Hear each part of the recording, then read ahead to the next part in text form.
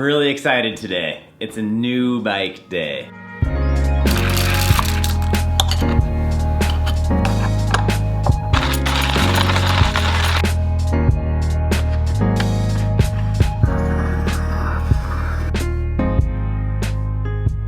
New bike day doesn't happen too often, and really doesn't happen that often with a 1995 Ibis Mojo tie. I'm gonna put this thing together over the next few weeks. Why don't you join me and give me some input on how you wanna see this bike come together. The bike came with a pair of 1996 Z2 Marzocchi Bomber forks. So the question of the day, should I run fork boots or should I run a moto style? Let me know in the comments below. So as you guys probably know, I broke my shoulder down in Costa Rica. This means that I have not been riding a whole bunch of high performance off-road stuff. Now, when I do get to ride the Mojo 3, I have a lot of fun on it. It's a very playful bike, it's light, it's snappy, it's got a short wheelbase, it's super fun.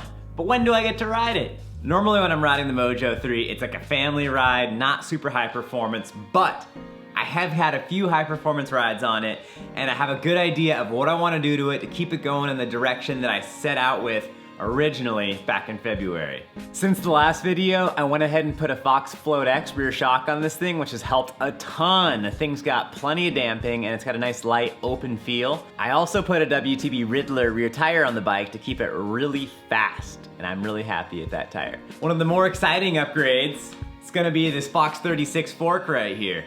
150 travel rather than the 140 travel 34 fork that's on there now. I really want the bike to be a little bit slacker and a little bit more sure-footed. The 36 fork should help on both of those fronts. I'm excited to get this fork on the bike, but I gotta remember, measure twice, cut once.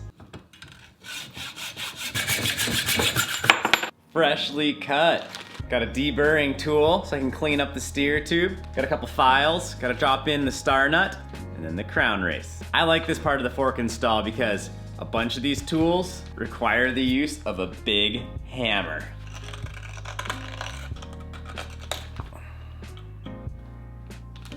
Sweet, just cut myself. Got my star nut right inside this cool Park star nut setter tool.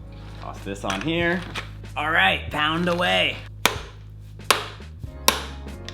So easy with the right tool, I love it. Boom! You guys see that? Star nut is set in the fork. Next step, get some grease on top of the crown, and we'll put crown race on there, which allows the fork to sit in the headset properly. Yet another moment with a hammer, putting the crown race on. I think it went on already. They're pretty easy to do nowadays since they're just aluminum. Check this out, Fox 36 150 travel fork on the Mojo 3. With the DPX2 rear shock, this thing's now set up with pretty good high quality suspension. I can't wait to get this thing on the trail. Let's check it out. Today's the first ride on the Mojo 3 with the new suspension. The Mojo 3 is running the Fox DPX2 rear shock and the Fox 36 150 with the Fit 4 damper up front. I haven't ridden this bike in this setup much. This is really the first day I've been on it. On the ride up here on Galbraith, the bike felt really good, and there's a few quick little descending sections where this setup felt really balanced. So I'm stoked to check this thing out on a really cool trail. Let's do it.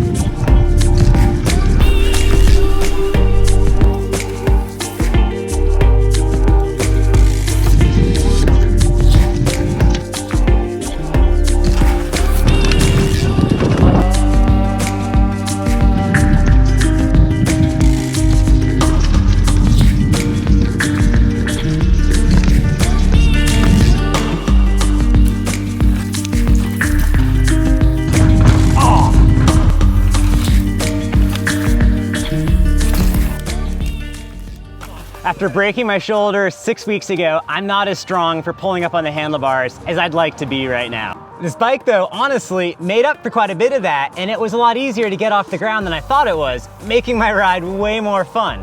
Of all the changes I've made to this bike in the last few months, the fork was by far the most noticeable, and for me, it had the biggest payoff as well.